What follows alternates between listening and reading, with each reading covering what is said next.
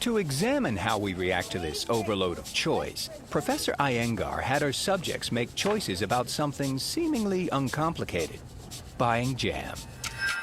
In her revealing study, she set up 2 tables in a local supermarket. She placed 24 flavors of jam on one table, on another, just 6 different flavors. Dr. Iyengar was looking at 2 things. First, in which case were people more likely to sort of stop and sample some jam? On average, people tasted 2 jams. Nobody wants to look greedy. The second thing we looked at was in which case were people more likely to buy a jar of jam.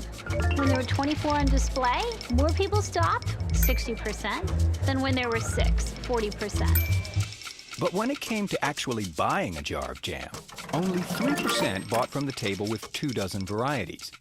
At the table with only 6 varieties, 30% of customers bought a jar. So people were initially more attracted to the larger display, but when it came down to making a choice, they were more likely to make a choice if they saw fewer than if they saw more. Dr. Iyengar was also curious to see if this behavior applies to something else we find sticky: company retirement plans. She and her colleagues reviewed 650 401k plans and nearly 800,000 eligible employees. In all of these 650 institutions, they were matching at least 50%. It could go up to 250%.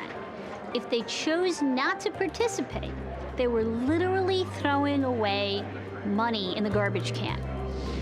And yet, they found the more options a retirement plan offered, the fewer employees participated.